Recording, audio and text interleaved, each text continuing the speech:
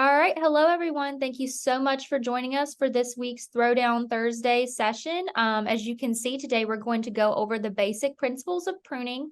And at the end of this session, we will actually be putting the survey link in the chat. And you can earn 29 points today instead of the usual 10, since today is leap day. And so we're honoring that by giving more than double points. So be sure to stick around and take that survey. All right. So now I'm going to turn it over to today's presenter. Yeah, good afternoon. I guess it's after 12. And I do apologize for not being able to use my camera, but after having done some work on my computer, they disconnected the camera. So here we go. You're just going to be listening to it. Anyway, and today we're going to be talking about some things that are basics, basically, of pruning. And I'm going to try to address some of the major questions that come when it comes to pruning. Why do we prune? How important this is for the tree architecture, not just from the standpoint of the beauty of the structure, but also functionality, understanding the physiology behind it, the response, to certain cuts, where to make the cuts and how the tree is going to respond, or whatever you're pruning. It might be just a shrub or anything like that. And uh, I will show you also what the proper cuts are. And so you do not inadvertently hurt the tree by making incorrect cuts. So let's go with a few terms that I'm going to be using. We need to understand what we're talking about, so we should be on the same page. So as far as terminology goes, you will have, you're going to hear me talking about the spurs. And so these are these little structure with the flower buds. Then you're going to be hearing me talking about the main scaffolds. So these are the very first lateral branches, and so we refer to them as the primary scaffolds. So off of these primaries, you have the secondary branching and tertiary and so forth. You're going to hear me also talking about the water sprouts. These are these shoots that come off normally in response to severe winter pruning, and they go straight up. They're very vegetative, and all you can see there, you're going to be, it's going to be just the green leaf buds and not the flower buds. Then you're going to hear, let's see, what else? Oh, the suckers. The sucker growth is actually the growth from the root system. So that comes in the vicinity of a trunk, a short distance from it. And usually that's undesirable thing to have. So here are all these really strong water sprouts. And so this is really good wood for grafting, but it just creates a mess, very thick mess within the crown that creates, again, a microclimate, and it's not desirable. So all of this needs to be removed. You're going to be hearing me about talking about the terminal bud. So this is this one right at the very top. The scars, the growth rings, or the scars. So this is where the terminal bud was last year, and then the new shoot came out. And so if you start from this terminal bud, you go to the scar. So this is this season's growth. From that scar to the next one, the following season's growth. And so you can actually pretty accurately estimate the age of the tree by just counting those scars going from the top backwards. Nodes are those little bumps here where the buds nested, and the distance between the two nodes, so that's like internode. Leaf buds, you're going to recognized by them being more triangular and kind of clinging onto the shoot, while the flower buds, and you see them here, they're plump, big, kind of fat buds, and they're going to give you the flowers and the fruits if you're into fruit production. But anyway, why do we prune? Well, here are the few major points. They're not necessarily all of them, but the major ones. So we want to achieve a certain shape, but primarily I would say is to reestablish the balance, especially at the time of planting. You do immediately pruning after you plant your shrub or tree or whatever you're planting, to reestablish the balance between the upper portion or the portion above the ground and the root system. Pruning also, it's really funny to say that, but the more you prune, the more it's going to grow, and yet we're pruning to control the size. By opening up the crown, we are encouraging the flowering and the fruit production, because you're opening it up to better light penetration and interception, and all of this is going to play a major role in flower bud development. So promotion of plant health, and I'm going to show you a few pictures I just took the other day. Currently, I am trying to clean up some scars, remove some of the inoculum from the orchard, and save some of the trees that fell victim to fire blight last year.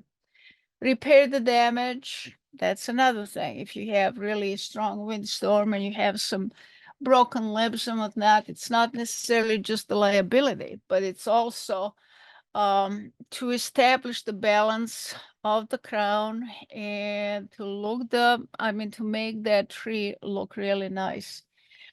Another pruning objective is to do the maintenance pruning, keep it nice and fresh and rejuvenated. And if we sometimes, get in a situation that we are faced with a really neglected tree, and then we have to do the regeneration. So kind of touch on all of that. Three main goals: remove dead, diseased, and damaged limbs. So these are the 3 Ds of pruning. Eliminate all branches that are poorly placed, interfere with sun penetration, closing, they're rubbing, they're crossing, and all of that kind of stuff, and shape the tree. So these would be the 3 major goals. When do you prune? Well, it depends. I hate that answer, but it really depends on what species are you talking about, and whether those shrubs and trees are producing the flower buds on the current season's growth or on the previous season's growth. If it is on a previous season's growth, then you're doing this in winter time, in the dead of the winter. So you're talking anytime. I used to work with commercial growers, fruit growers, and so some of that, the necessity is dictating what you do, what the best timing is. If you have, as I was in the situation with so many growers, they had several hundred acres. You cannot prune several hundred acres in 1 week. So they start pruning immediately after they do the harvest. So if they're talking cherries, they start pruning cherries in August, September.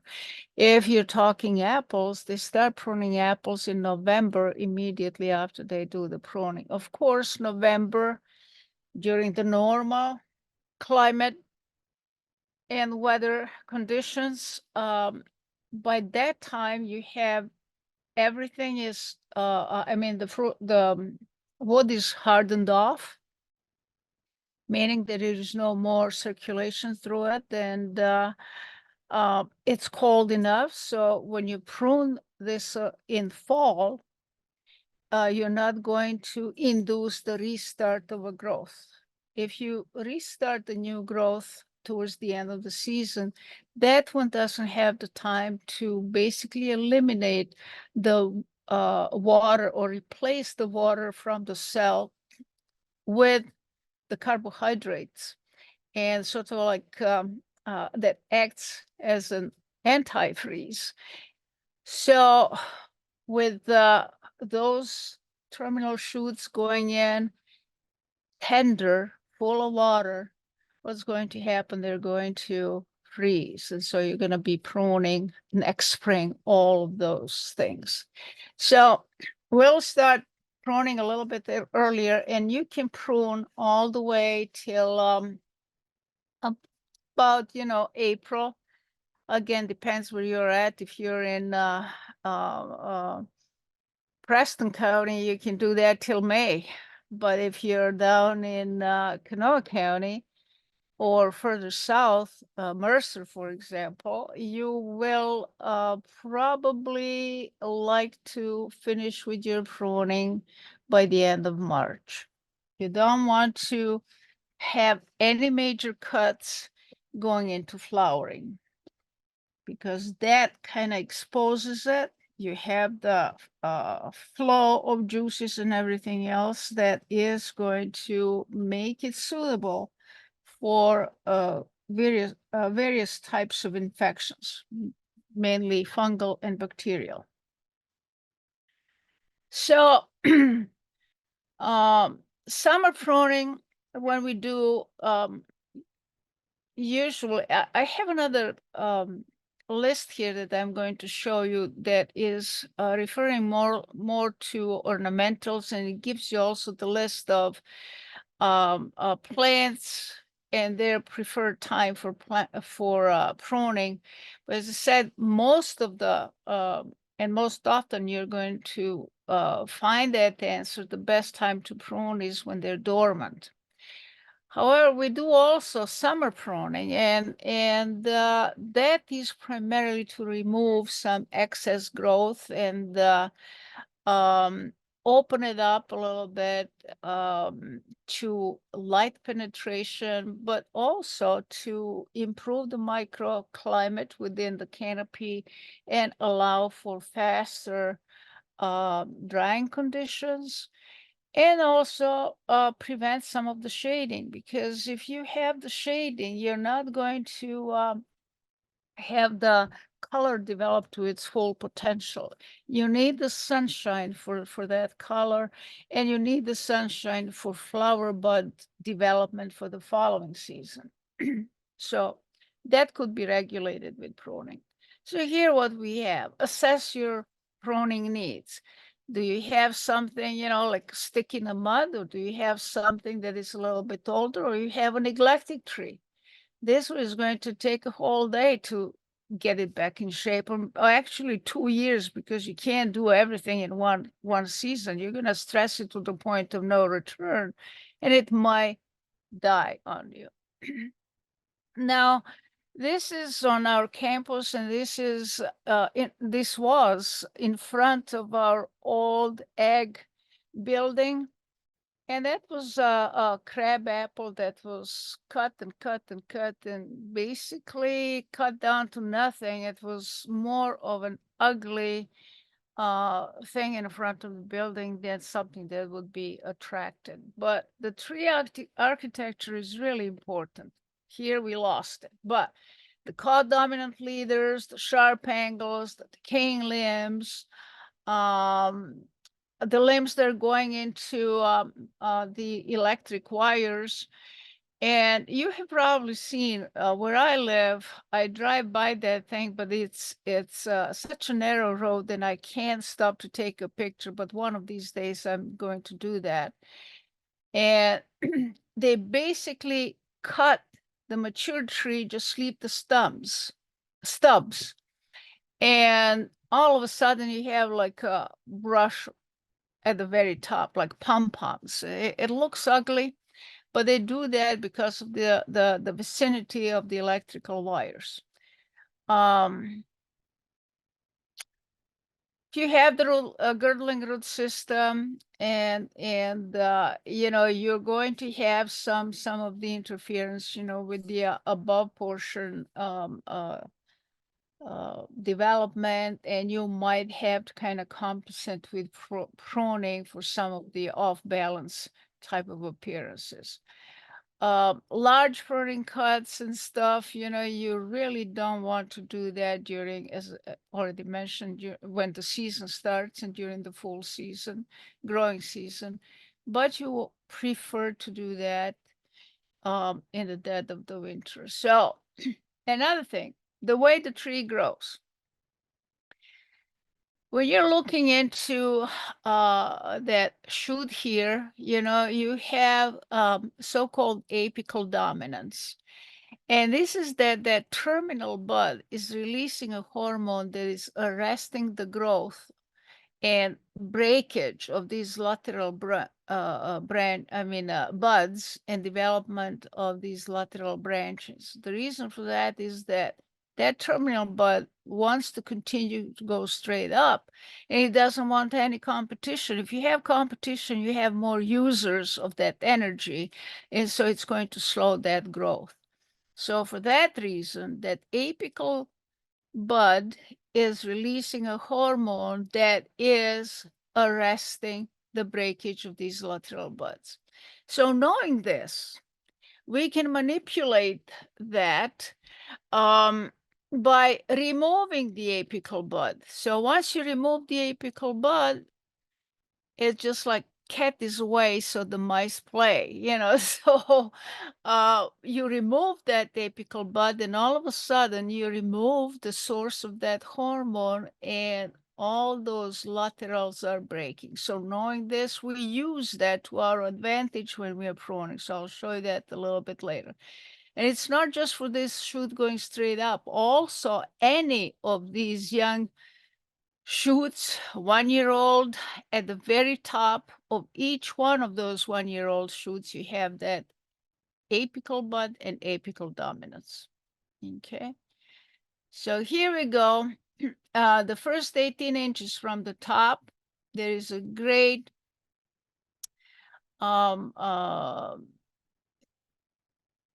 zone of restriction.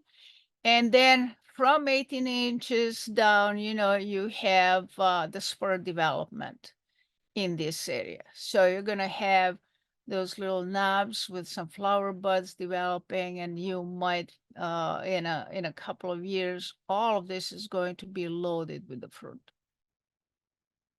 Now, another thing is knowing how they react, the new shoots, how they react to changing the angle. If we take this, and this is sort of like the leader, by bending the shoot away from the leader, you are changing the ratio between the flower buds and the leaf buds.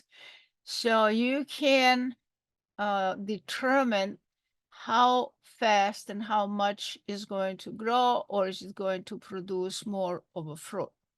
So theoretically, if it is 90 degrees to the leader, you basically shut down that tree as far as growth is concerned, and you're going to have 99.99% of flower buds. The best angle to have the balance between the vegetative growth and the generative or the flower bud and production is if you have anywhere between 55 and about 70 degrees.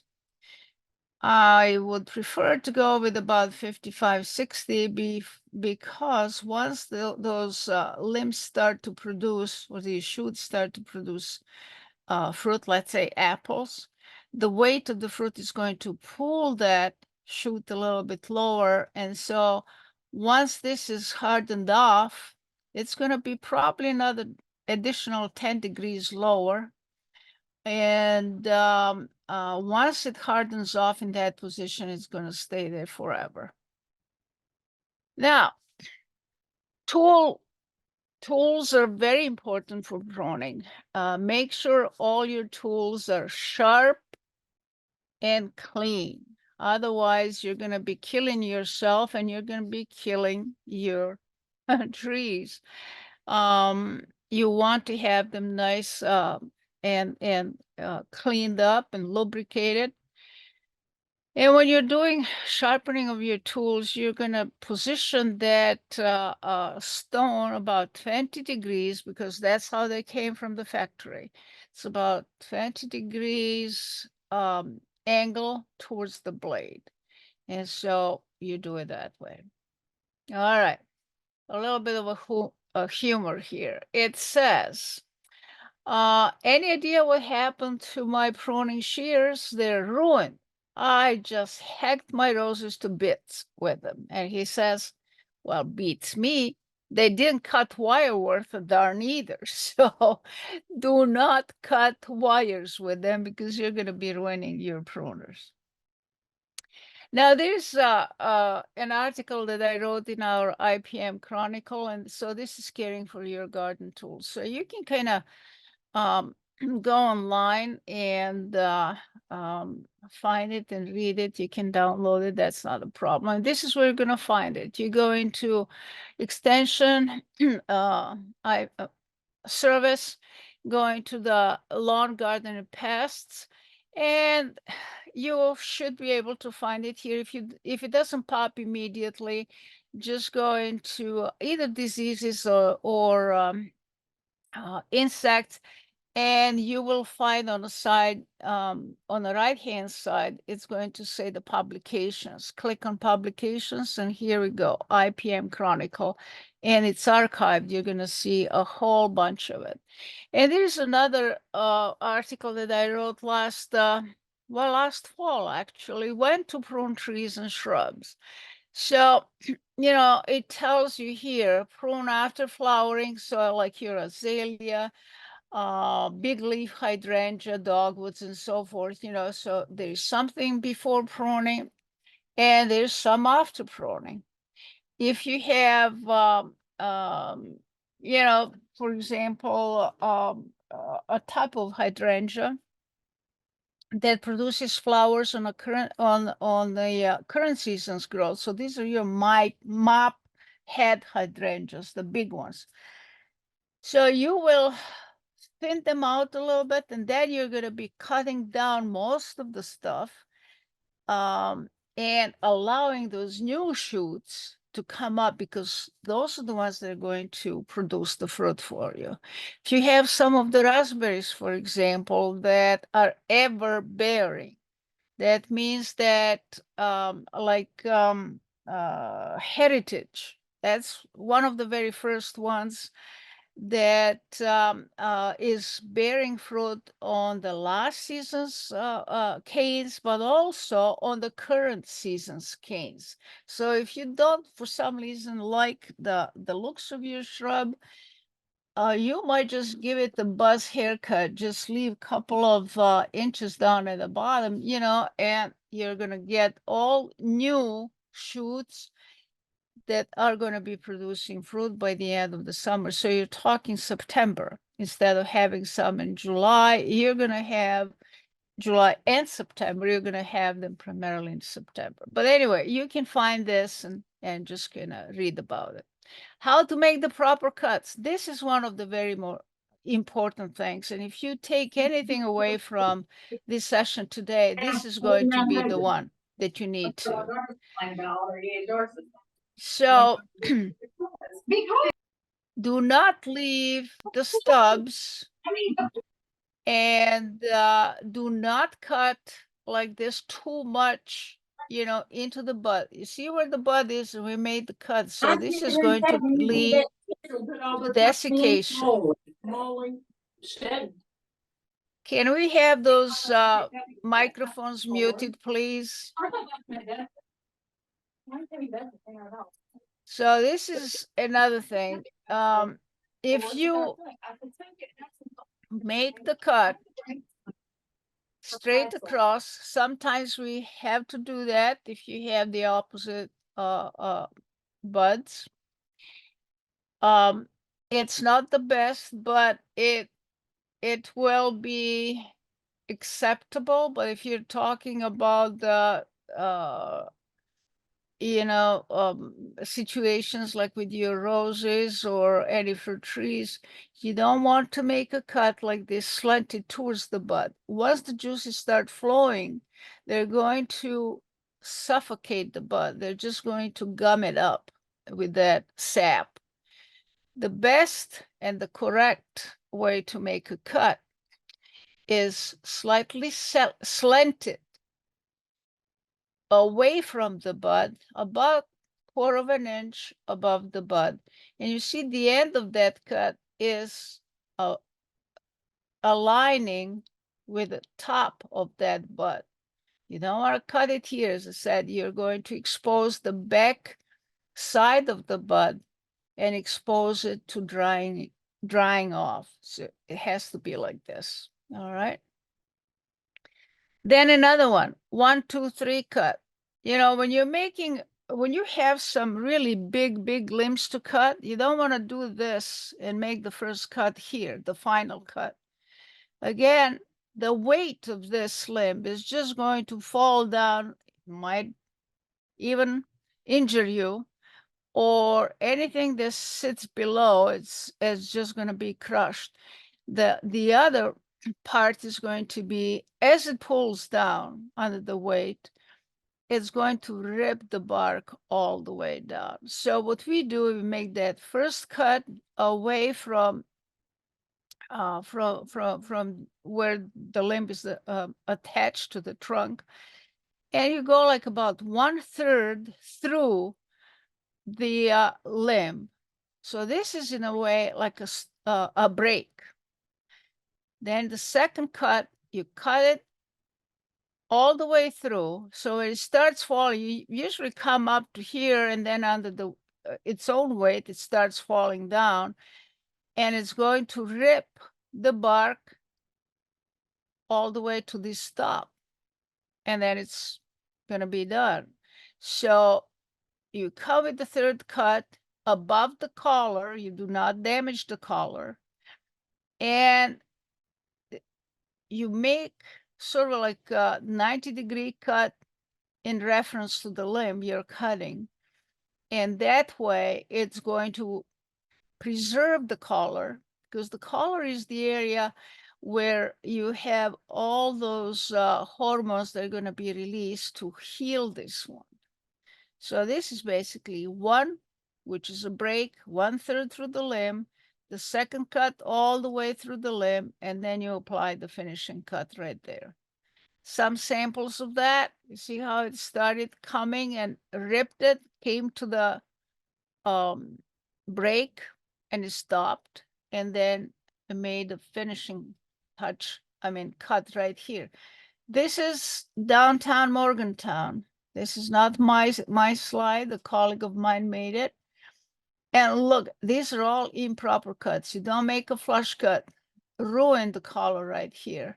Ruin the collar here and here. So you're going to have a heck of a time healing these wounds. And this is what I was telling you about.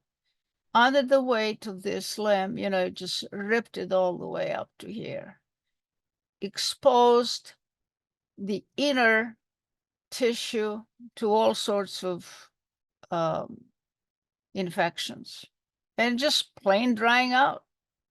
But this is not going to heal, so it's going to invite all the opportunistic pathogens and insects. They have a sense of recognizing that this tree is under stress, and so they're just going to come and finish it off. Usually some boring insects, and they start drilling through and feeding on the inner wood. Now, the thinning cuts and the growth response. The thinning cuts are when you are removing that shoot from the point of origin. You see, it originated here, it starts moving there. So I'm going to remove this, I'm going to remove it here, I'm going to remove it here. And so as the name implies, you're thinning the whole crown out, then you don't have a tremendously vigorous response to those cuts. So 90% of the time, these are the cuts that we are going to be making. Here you have an example. So here I was pruning one of the chestnut trees. You see, the guy didn't prune it. He felt sorry for the tree, so he left it and left a mess. You have two competing leaders. They're going to be breaking right here at the at that junction. So you're going to kill the whole tree just because you were really feeling sorry to cut one of these shoots when they were very young. So coming here, I cut all of this, cleaned it up, and it probably could stand a little bit more pruning, but I didn't want to do everything at once. It was already, I removed half of the tree, and you'd never really go out and remove more than about 30% of the total volume of what you have. 50, that's kind of iffy. You go more than 50% and you're really pushing it, and the tree might be too stressed to recuperate. So you don't do that. Now with the heading cuts, meaning you're just going to chop it off. Normally we cut off about 30% of the new growth. That's the rule of thumb. As response, you see, this is where I cut off all the terminal growth. And as a response, you have those crow's feet. And it's very thick. In some instances, you have to do that to rejuvenate the shrub. But here you see this, that same chestnut farm. He made two mistakes here. He cut it way too high. You see at the top here, there's nothing here. So this is lumber. And here at the top, you have those crow's feet, too much of a mass and too thick. Second, well, the first mistake, if you want, is leaving this stub. You see the stub started to decay already. So this is going to continue to decay. It's going to kill off the top here. And it's going to kill off some of these shoots. So whenever you cut, make that cut nice, like this, away from it, but don't leave the stub. Go into the crotch and make that nice clean cut. So this is sort of a mess to work with.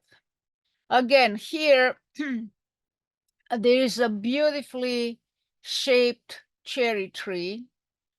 And this is something, if you have to keep it kind of a little bit closer to the trunk instead of going all the way up. So what he found here is a nice lateral limb. So he made that bench cut. He cut it on one of these laterals, to get a really nicely balanced crown, open. So the air is going to move freely. It's going to dry after the rain, or spray. It's going to dry out really fast. All right, so this is my little orchard here in Morgantown. And so this one is on trellis. It's fairly decent, and it looked really nice till we got the fire blight. But this is what I was telling you about, how important it is to cut off the co-dominant leaders. When you have something like this, you see this over here. So this is so-called bark inclusion. There it is right here. So this is a vulnerable, a weak spot, and it's going to start to split. It's going to accumulate moisture.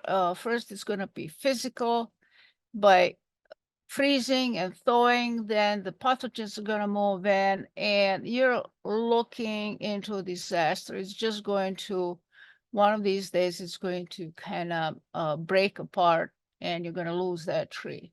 This is what you're looking for. You want those nice, wider angles. Look at this. It's really nice, and and nicely healed. You don't have all these splits going like halfway through.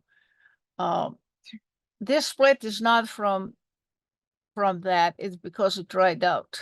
It was sitting in the office, and so it kind of, the wood dried out too fast. But anyway, so this is what you want when you're forming the crown, and whenever you're pruning, you want to find the shoot that has a really nice angle.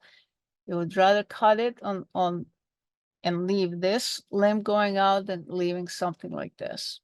So they're co-dominant leaders here. One of these days, you know, this is going to break, and I'm looking at it daily. And of course, instead of this one coming down, it's gonna be this one. It's gonna fall right onto the building. There's another one that should have been cut as soon as they notice this, instead of leaving co-dominant leaders. There is one, you know, when you have too much of an angle, you can put some of these spreaders and position these limbs, but of course you do that when the tree is young. And once the season is over, it takes only one season. Once it basically hardens off, the limbs are going to stay in that position forever, so you can take that out. Okay. Pruning and planting, you get some unbalanced tree. This is too low, too thick. This one is like just as thick as this. So you're best if you just kind of cut all of this and you just leave stick in the mud. So this is what we call whipped tree. At the end of the season, you're going to get something nicely developed. Here, from this angle, this looks very nice. But if you take a look from the this angle, then you have co-dominant leaders here. So you see the wind is coming from this direction. You can see that. And you want to have that leaning into the wind.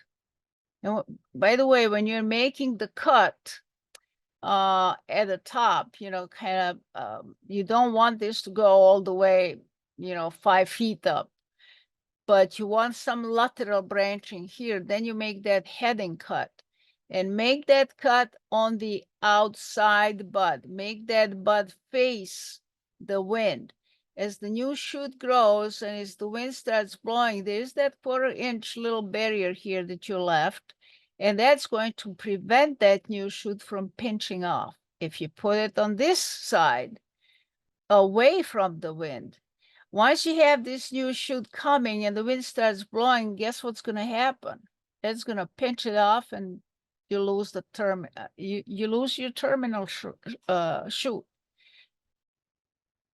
So that's one thing. And then you're going to remove this co-dominant leader. Okay. And this is where I removed it, and this is what is left. And then you can kind of make makeshift, you know, those spreaders if you don't have them. Whatever you pruned off, just take a couple of shoots with those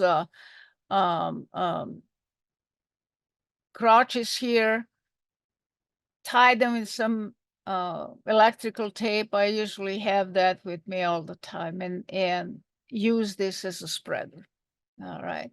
So another important thing here to show you, this is, you know, when pruning, you know, apples or any of the fruit trees, but that goes even for maples or anything else you have. You want to create nice scaffolds, the first scaffold. So you remove everything that is way too low, and this is what I'm removing. You see, sharp angle, way too low, skinny. It's not going to compete with anything. So it's just the empty user. This one, too close. So you want to make 3 to 5. If you're making 3 about 120 degrees apart, looking from the above. So this is at the end, when you prune all of this, this is what you're left with. You're going to make sure that the following year you have something like this. Again, you're removing all these hangers, all these low branches. They're just creating a mess, and they don't serve any purpose. Anything that goes straight up or is rubbing and crossing over, you remove that. It goes straight up, you remove that. Too close to the leader, too sharp of an angle, you remove that, remove that. Cut 1/3 of the top. And when you're leaving this in between the second tier of the swirl, it has to be in between, fall in between the previous year's scaffolds. By doing so, you're preventing actually shading. So that's how it goes. These are some of the spreaders that you're putting there. If it's a little bit larger, about within the first 3 weeks after bloom, you see I'm in petal fall here. So I come and make 1 or 2, depends how big the limb is. The limb can be as thick as your forearm. You can make maybe half a dozen undercuts like that, and then you lean on it.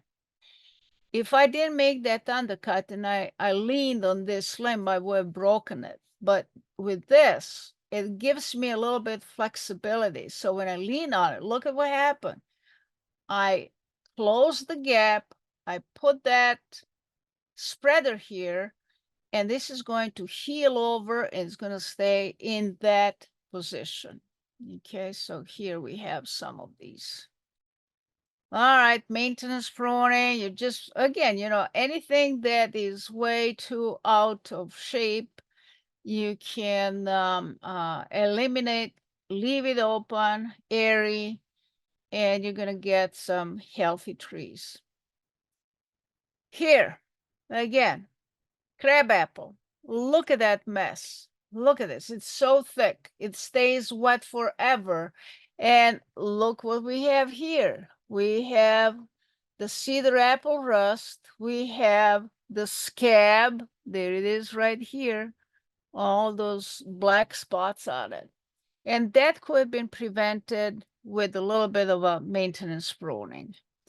Here we had, this is in a commercial block up in Romney area. He did a nice pruning, but he didn't prune far enough. And the canker came back, and this is fire blight canker. There it is here. And it started, when in bloom time, when it is the most vulnerable to infection, you have bacteria that invades the blossoms, and then from the blossoms, look how bacteria moves through the tissue and goes.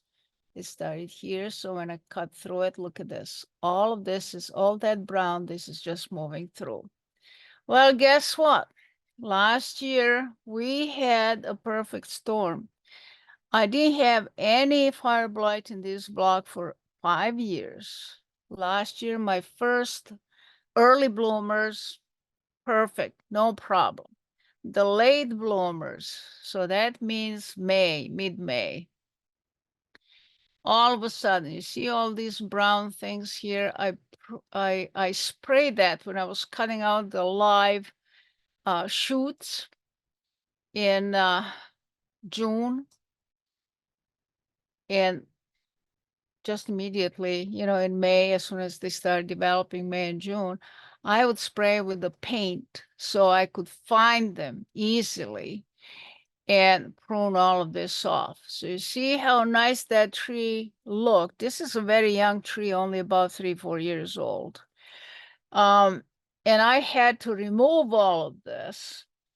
And I just left the stub here pretty much, only about 3 buds, hoping that a shoot will develop, usually from the very first bud closest to the leader, that bud opens up first. So I'm hoping for one that is going to develop here. Oops. And I'm going to reestablish the leader. You see this bag here? I'm collecting all the mummified fruit. And you see this here?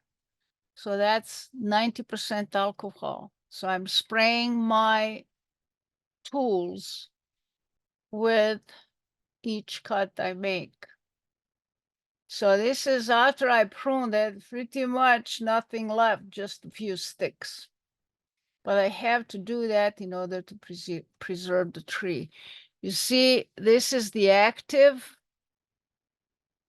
fire blight during the summer. This is right now. Look at those cankers. And this is that mummified fruit full of bacterium that is going to present the resident inoculum for fire blight this spring. So I removed all of this, and I usually have, I don't have a nice picture here to show you, but there is more wood here on the ground than what's left on the tree. So sometimes you have to be very drastic and do it. So overgrown trees and stuff, central leader. So these are some of the systems, that I mean, not necessarily commercially we use them that too, but in the landscape situations we go with the central leader because it's the most it's the easiest one to maintain. But anyway, so it requires some pruning and stuff, and so it's showing you, how to deal with the top, how to remove some of these laterals. You see, this is what we started with, and this is what we ended up with. Don't be afraid to cut. Don't cut more than 50% though, but don't be afraid to cut. Even if you make or feel that you made a mistake, it's going to grow back. So this is a beautifully balanced tree. It's nice. All right, vertical axe, I like this one. The main scaffolds are permanent. Everything else, once it reaches about half diameter of the leader, you can remove. And it's very easy to maintain this shape. It takes only a couple, 3 cuts, and you're done. You move on if you're doing this all the time. And see, it's sort of like a Christmas tree shape, beautiful light penetration, and very productive if you're into growing some apples like this one is. And beautiful size and beautiful color of the apples as well. Now, Dutch cut, this is when you're recycling this wood here. Once it reaches half diameter of the tree. So here we go. This one is about the same diameter as the leader. You make that Dutch cut and sort of like a bench. The reason for that is you don't want any of these adventitious roots to go and develop because these shoots are going to go straight up. What you want is a shoot to develop from underneath. So once it starts growing, it hits this little bench. It's a barrier. And it's going to continue to grow in this manner. So you're getting a beautiful, nice, wide angle. And that's the idea of it. You want it that way. It gives you a good balance between the vegetative growth. It's still going to be vigorous somewhat, but it will produce quite a few flower buds on it as well. There's another one popular if you have plenty of room, and this is most of the commercial peach orchards, how they look like. Now they're changing, going a little bit into the closer spacing, into some of the newer systems, like Fusetto, which is basically like a spindle system. But this one requires a lot of room, but gives you a beautiful exposure to the sun, and so produces a beautiful quality of peaches as far as color, as far as sugar, all of this other good stuff. So this is how it comes out of the nursery, you get a nice tree. And then I come along and I start cutting. So I cut this, cut it here 1/3 from the top. And what you're left with is basically like a stick with three prong stick. Well, at the end of the season, you're going to have a bunch of these shoots. And so you're going to start cutting and try to do it 1 year, all kind of going in one direction. The next year, you're going to go in the other direction. And so you're trying to maximize the use of that plane, horizontal plane, and have it rather thick, but have all that bearing wood from these scaffolds here. And so this is what it's showing, what you need to remove. And that's basically how that goes. And with the peaches, any shoot that had produced the fruit 1 year, you can remove it all the way down to the next shoot, the new 1-year-old one. Because this one is never going to produce anything. It's just going to be the lumber. So you remove it and you just kind of have all these new shoots. So when you're pruning peaches, I think this is a good one. These are the new shoots. So the lower one, you cut on about a couple of buds. And this one, you, depending on a cultivar, it could be from 5 to about 15. But let's say you're not sure, so leave about 8 to 10 buds. So you're still going to have the fruit on it. So from what's going to happen, this one that you left to fruit, it's going to produce the fruit. Out of these 2 buds, you're going to have 2 shoots, new shoots develop. So next winter, when I'm pruning, or spring, let's say March, April, anything that produced the fruit, this lower one, you cut it all the way. The lower one, you cut again on 2 buds for the replacement wood, and you leave the higher one to produce the fruit. And so you basically go in that motion forever. You pretty much prune the same way the grapes. And here you have before pruning and after pruning. Looks really beautiful once you go in and see it after pruning. Rejuvenation, you have all of this neglected, and then it might take a couple of years, till you remove all of this. So you see what he did? He cut it right there. Got rid of about 6 feet.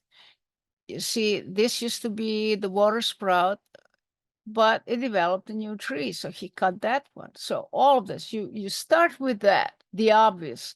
Anything that is broken up or started to rot, you remove that. Anything that is kind of way above, you don't want it to go that high, you cut it there. Then you step back and you look, and you make adjustments, you make some more cuts. Any hangers, anything that is low, or it's shaded from above, it's not going to give you anything, it's not worth it, just cut it off. So you see, you start with that. It's basically just the schematics. Now here, that was a pear orchard we had at the organic farm in Morgantown, and that poor thing was just neglected for decades. We had some brambles and whatnot, so I came here before the pruning demonstration I had to prune around in order to prune the tree. So I had to remove all of this. And so even though this is not the best timing, you do not prune when you have the open flowers, especially pears and apples. And since we were pulling out all of this, I wanted to show them, how to deal with this mess. So you see, after I pruned all of this, there it is. I removed quite a bit out of it. And that's another one, over neglected. So you prune it 1 year like this, the following year you come over and look at what's left. You're going to say, oh my God, half of the tree is gone. But you don't want anything like this. It's not very productive. And if you do have a little bit of a production up on the top, it's going to be really hard to harvest. And besides, it's going to be breaking the limbs, and it's not very good. So in summary, you want to have nice feathered trees. That feathered, the term feathered refers to the tree that has really well-positioned limbs already developed in the nursery. If you don't have it, if you have a Charlie Brown tree, just whip it, remove all of it, and by the end of the season, you're going to have a beautiful shape of that tree. Select branches for removal, and the reasons for removal are going to be the dead, disease, damage. This is actually for the existing trees that have been there for some time.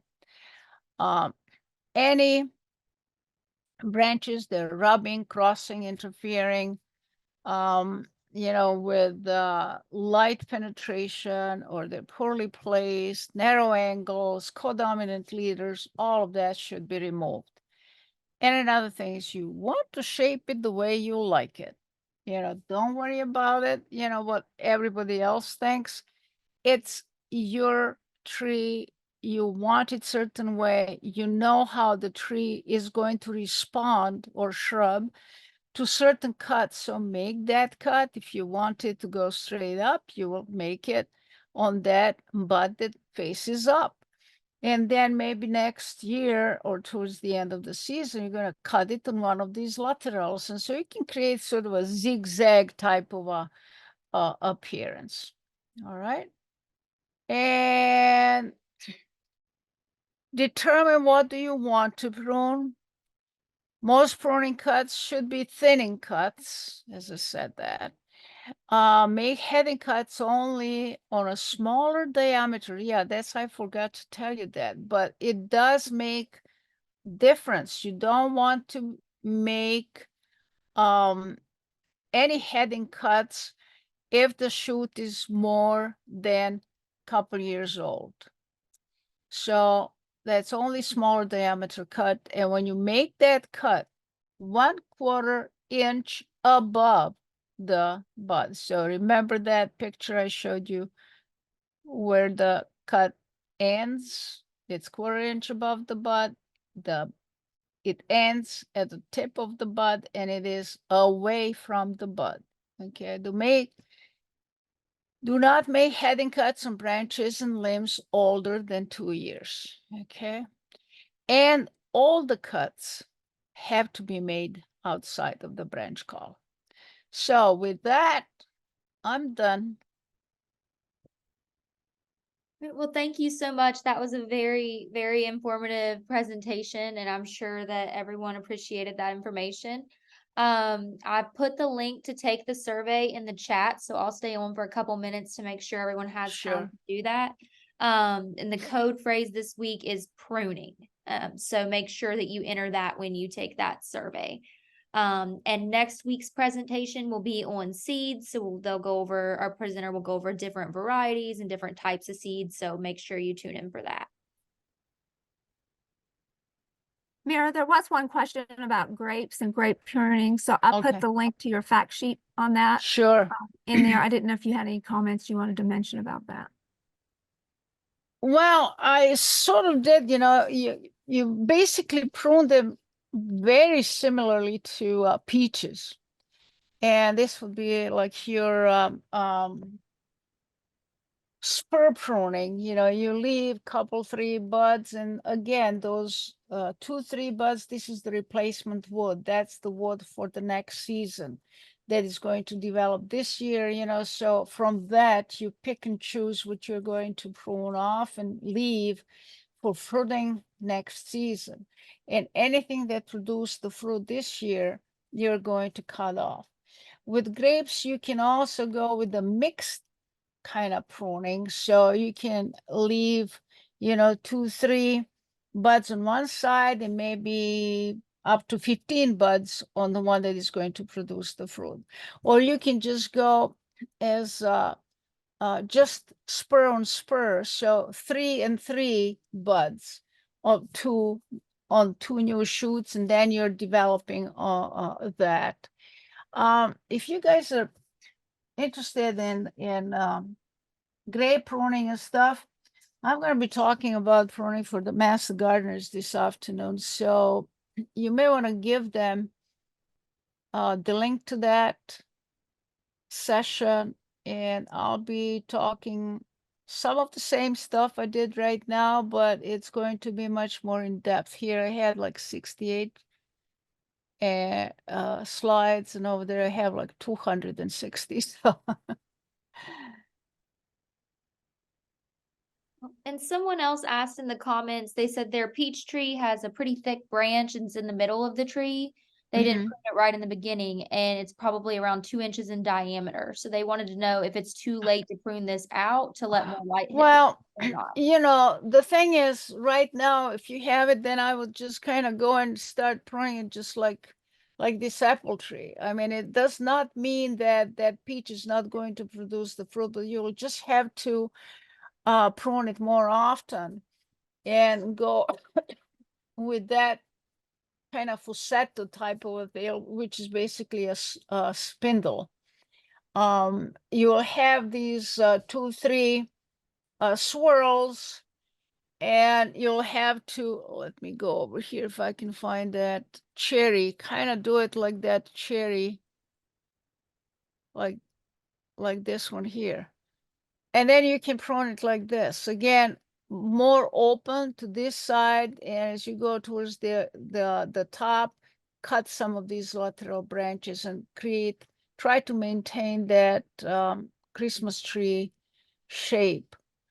That will work too, you know, but one thing with the peaches, they will produce the fruit only on 1-year-old wood. So whatever developed last season, this is going to be your bearing wood. It does not bear fruit on spurs, and it does not bear fruit. I mean, like your plums, for example, which are also, you know, the stone fruit or apricots. But this one produces the fruit on 1-year-old wood. So you have to prune it really heavy. And by heavy, meaning a lot of that removal to induce some of the new wood formation that is going to produce the fruit if you want that. Yeah, you're not in producing lumber, you know, so you got to prune it to have the fruit. And then one other question, someone said they have elderberry that they'll be transplanting for their first time, and they just wanted to know if you had any tips on doing that. Yeah, for the elderberries, again, you know, just kind of make a nice structure to them, you know, so you don't want these limbs to flop over and lean down and break. You want them somewhat erect, you know, but again, try to maintain those angles between 55 and 70 degrees, you know, for the lateral branching. That's going to give you a nice airy feel to the crown of that shrub. And anything that is kind of in a position where it shouldn't be, you remove that. And I have a saying, you know, if in doubt, cut it out. So, you know, if it feels like it doesn't belong there, probably doesn't belong there. So cut it out. And you're never going to cut too much out of it, as long as you're within that 50%. But I think as far as the shape goes, don't worry about it, because it's going to grow back next year, so you can make a correction.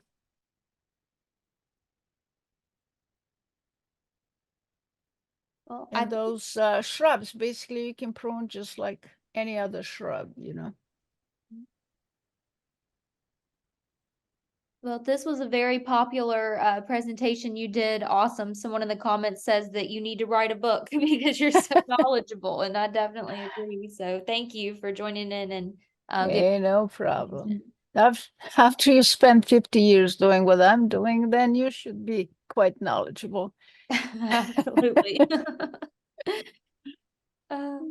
Well, all right. Well, if anyone missed the link to the take the survey, feel free to reach out on Facebook or Instagram or wherever you found us, and we can get that to you. And Jody shared the link in the comments if you'd like to join the Master Gardener program on pruning tonight for more information.